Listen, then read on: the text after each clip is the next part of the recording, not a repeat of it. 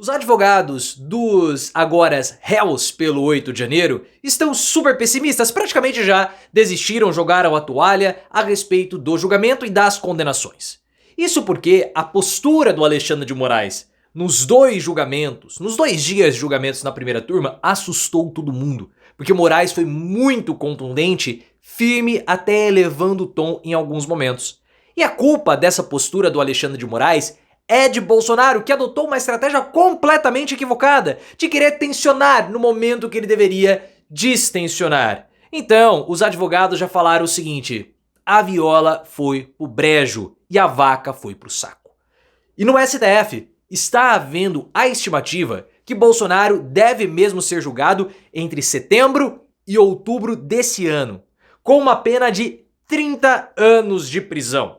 Bolsonaro errou em todos os momentos e continua errando, porque a principal esperança agora é uma estratégia para seguir a cartilha de Trump, voltando a levantar teorias da conspiração e elementos falsos do nosso pleito de 2022. Bolsonaro não aprende nada, por isso que ele está sendo abandonado, e sabe o que vai acabar acontecendo? Delações premiadas, o que vai ferrá-lo ainda mais. Coloque nos comentários primeiro ponto. O que você acha dessa estratégia do Bolsonaro de tensionar o STF? É boa ou só está piorando? Ponto 2. Você acha que Bolsonaro vai ser julgado mesmo entre setembro e outubro de 2025? E ponto 3. Delações premiadas vão acontecer ou não? Gostou que o Bolsonaro virou réu? Gostou da pena de 30 anos? Se você gostou, like no vídeo, óbvio, e também se inscreva no canal. Segundo informações do O Globo, há um pessimismo generalizado entre os advogados dos agora réus pelo 8 de janeiro. Isso porque o julgamento que tornou, eles todos em réus foi muito mais duro do que eles estavam esperando. E isso indica que o julgamento penal, que vai começar daqui a pouco, vai ser muito mais pesado, mostrando que as chances deles de vitória são muito baixas. Isso porque o Alexandre de Moraes, ele elevou o tom durante o julgamento. Ele até mostrou aquele vídeo que causou uma enorme polêmica, vídeo do 8 de janeiro, para quebrar de vez qualquer tipo de narrativa dizendo que havia mulheres ali com bíblias na mão invadindo a Praça dos Três Poderes. Isso não aconteceu. E o Alexandre de Moraes, em alguns pontos, ele subiu o tom. O que indicou o seguinte para os advogados: ferrou completamente. Pelo menos o Bolsonaro não esteve lá, porque havia o temor que o Bolsonaro pudesse ir, e a saída do Bolsonaro lá, na hora que a sentença fosse proferida, ele poderia ter um rompante. Mas o Bolsonaro não foi, porque ele caiu numa fake news de aliados, dizendo que ele poderia ser preso ou tomar uma tornozeleira eletrônica. Por isso que ele se refugiou e ficou chorando com a Damares Alves lá no gabinete do Flávio Bolsonaro. Agora, há uma outra aposta do Bolsonaro que, óbvio, vai dar errado. Qual? O Bolsonaro, ele vai seguir uma cartilha do Donald Trump. Porque no mesmo dia que o Bolsonaro se tornou réu, seus aliados na Câmara dos Deputados, Sóstenes Cavalcante e Felipe Barros, protocolaram um pedido que foi aceito para a convocação no Congresso de um ex-assessor do baixo escalão do governo Donald Trump chamado Mike Pence. Esse Mike Pence foi aquele que lá faz aí algumas semanas, junto com o Steve Bannon, começou a propagar a notícia falsa que a USAID, que é aquela agência americana de ajuda internacional, tinha interferido de modo irregular aqui na campanha presidencial de 2022 e Bolsonaro teria vencido com uma farsa, uma fraude com a influência americana aqui no Brasil. Foi uma teoria da conspiração levantada pelo Steve Bannon, que o Eduardo Bolsonaro, ele continuou propagando, e eles agora resgataram, levando, mais uma vez, essa história de golpe de farsa da campanha de 2022 para o Congresso. Só que a gente sabe que o STF, o TSE, já desmentiram várias vezes essa história. Mas o Bolsonaro, ele continua insistindo na derrota de 2022. E isso, na minha opinião, é uma tremenda burrice. Essa estratégia do Bolsonaro de tensionar as relações é um erro, que eu não sei se os advogados dele o aconselharam a fazer isso. Eu acredito que não. Os advogados sempre falaram para o Bolsonaro abaixar a fervura. Mas ele, ouvindo o Eduardo Bolsonaro, rachou a defesa e optou ir para o ataque. Só que qual é o problema disso? De toda essa abordagem do Bolsonaro na visão dos advogados dos outros réus. incluindo a saída do Eduardo Bolsonaro aos Estados Unidos para fazer pressão internacional aqui.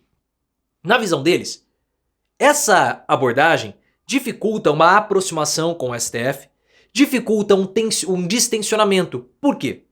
Porque quando o STF sofre um ataque, qual que é a primeira reação? É ficar mais unido, os ministros ficarem mais unidos e mais firmes nas posições. Por quê? Porque se o Alexandre de Moraes ou qualquer ministro ceder 1 milímetro, vai parecer que ele está cedendo às pressões.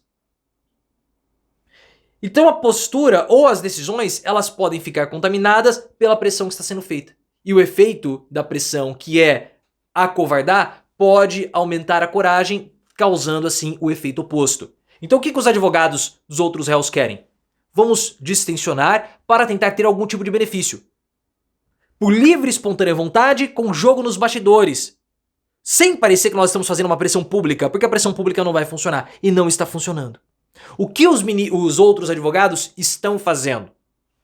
Eles não estão indo para o embate.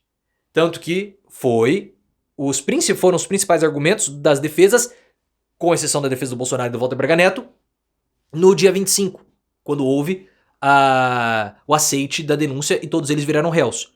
O que o Bolsonaro e o Walter Braga Neto tentaram fazer? Disseram que não houve golpe, tentaram desqualificar as provas e a delação do Mauro Cid, pedindo anulação. O que os outros advogados fizeram? Houve a tentativa de golpe. Não vamos questionar as provas, não vamos questionar a delação do Mauro Cid. A delação do Mauro Cid está perfeita, a delação do Mauro Cid aconteceu, o que ele falou ali foi verdade. Mas os meus clientes, ou o meu cliente, não participou disso. Quem participou foi Bolsonaro e Walter Braga Neto. Foi isso o que a defesa do general Augusto Heleno argumentou. O general Augusto Heleno falou assim, a defesa, olha, ele estava lá na live com o Bolsonaro, mas o elemento principal era o Bolsonaro, não o meu cliente. Porque todos eles foram abandonados. Quando a defesa do Bolsonaro foi à Globo News e disse que havia um golpe dentro do golpe, que o Bolsonaro ia levar um golpe dos militares, opa, o que isso mostrou para as outras defesas? O cara tá abandonando todo mundo, ele vai colocar no nosso e vai escapar.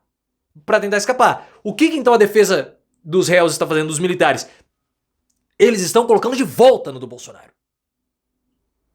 E vai haver acordo de delação premiada.